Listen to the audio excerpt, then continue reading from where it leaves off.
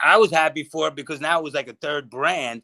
And now we're going to get, because I was kind of getting lost on SmackDown, doing a lot of velocity. That wasn't nothing for me.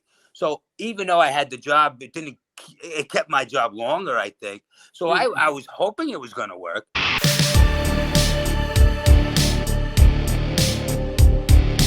What did you think about the fake ECW?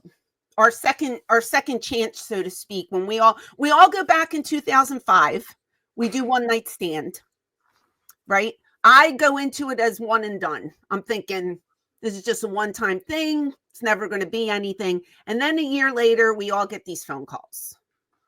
What was in your head? Did you think this was going to be successful?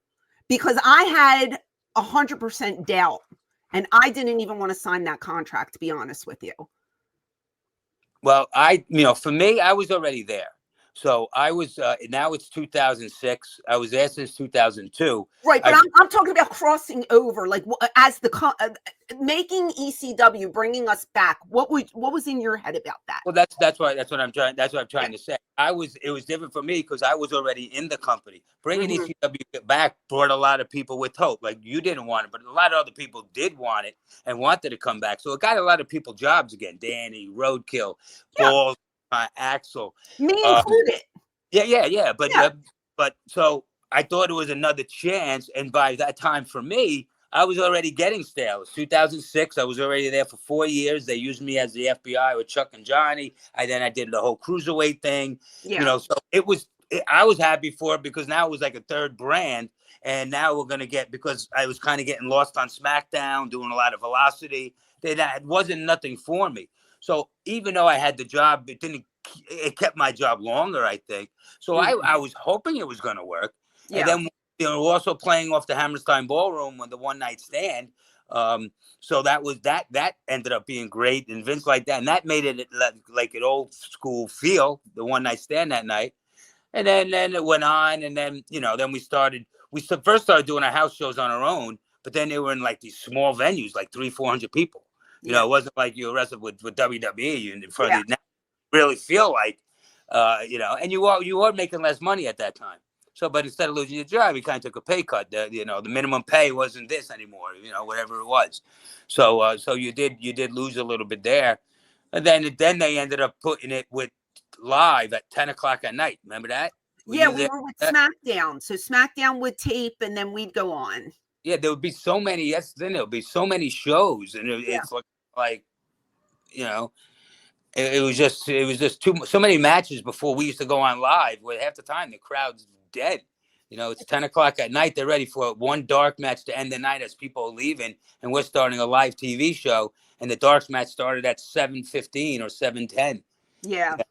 We're going on 10 o'clock live after so many matches were on. People saw so much shit, Yeah, it was a long day for sure. I just, I remember like Dreamer calling me and pitching something to me, and I don't blame him for it, but what he pitched me never happened.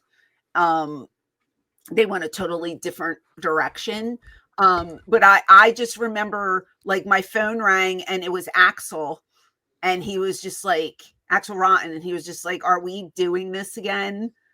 And I was like, "I don't know." I go, "This is probably my last run, like my last big run in a company." I said, "So I guess I'm just going to try it." But like everybody that I talked to had like this bad feeling in their stomach. Well, I didn't know how it was going to work, but I was different too, because I was there and I heard a lot more that was going on compared to people that were coming in. So, and like I said, at the time, I wanted it to work. I was hoping it was going to work, Me too.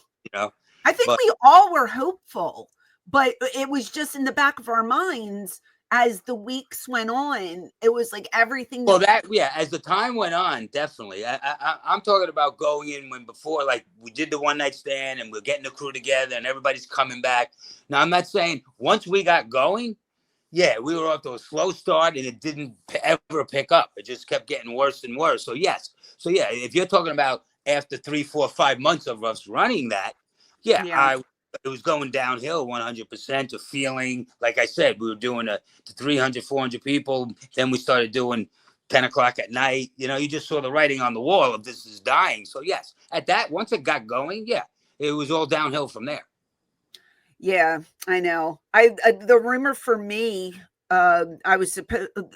They said I was pairing me with Test. That was supposed to be like this one thing. Me and Test were supposed to be like this big heel tag, the big heel team, you know, and that never happened. And then I had nobody. They were like, we don't have anybody to put you with. And then they put me with Balls. And then remember the drug testing came, and then Balls had drugs in his pee. And they were like, oh, we have to take Balls off the road. So you could just do bikini contest. I was like, I don't want to. Right. It was terrible, you know, and I'm too old for this crap. Like, I just wanted to work. Right, you know? right. I didn't know Balls. I didn't know that. I didn't know he got did he get fired for that? He got suspended. I don't know if he was fired, because then I got let go 6 months into my contract. Oh, okay. Because I was going to Johnny like every week saying, can you send me home? I don't want to be here. Can you send me home? And he's like, no, you're not going home. And I was like, but you're not doing anything with me. Like, how many times can you pitch something and nobody listens? Right. You know what I mean? I just got tired of it. And every week I'm sitting there crying in his office. I'm like, I just want to go home, you know, because I just wasn't happy. Yeah. Well, that's, I mean, nobody could be as time was going on. You know, when did that close? What year? Because I got released the end of 2008. To close. I was going in 2006, right after it opened. I was there for 6 months, so I don't know. Well, it was still going in 7 and 8. You were gone then early. Yeah. I think it was around 2010, 11, because they carried it for like another. After like all the original guys were kind of phased out, they still carried it as a third brand, but it was just a place where they had kind of new talent getting put over by some of the more experienced WWE veterans. Right. Yeah. So I was gone by end of 2009, end of 2008. Okay. Still a lot. Yeah. Another rumor I heard is Shane McMahon was supposed to be in charge of the ECW brand, because Shane loved ECW from all the things that I heard. Like, he was a fan of ECW, and Vince told me to my face, he goes, I don't know anything about ECW. This is what Vince McMahon told me. And I go to him, but you have our tape library. And he goes, I don't watch it. I have people who do. It's like, oh, excuse me, sir. You know? So he probably does. Oh, of course he does. But what's that? I think he watches it too. I'm sure not religiously, but he saw a couple of shows. Yeah, he might have. I don't know. This is what he told me in my one big meeting that I had with him.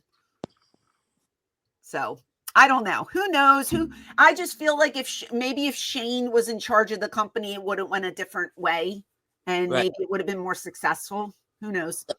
I think very possible, because him and Tom would have worked together. You know, Tom was on it. You know. I think that's what happened. They just put the WWE rub on it, you know. Just took the first show was good, and then it was just like a WWE show, you know. Yeah. Producers, you know, it was the same thing. I'm glad it got tried, but you never know unless you try. But it was just a huge letdown, and it's so sad, because what could have been. And I say the same thing with our company. Like, we, you know, in 2001. All of us who stayed with that, you know, went down with the ship, so to speak. We were all at our prime. Yeah. And we could have went another 10 years. You know what I mean? So there was so much more to do. And I look back as I get you guys on the show and we reminisce and we talk about stuff. I keep looking back and I'm just like, there was so much more to give. And it's such a shame. Well, a lot of guys' careers ended early there. You know, a lot of guys ended early because everybody didn't get picked up. You know, you got to be lucky. I didn't get picked up right away either. I was that close in 2000. I didn't go there till 2002. That's 2 years. Doesn't seem like a long time, but it is when you're sitting around doing indies, waiting to go, and you know, you see all your friends going. And I was never a top level talent, so you know, when ECW closed and WCW closed, got all Booker T, all these top guys, all these guys, and Kevin Nash, all on the market. That WWE is picking up their contracts, but you know, they're not looking at guys like me and certain other guys at that time. You know, I had to wait for them to get all like weeded out a couple of years, and you know, all the stuff happened and people coming and going, and eventually that's how I got in.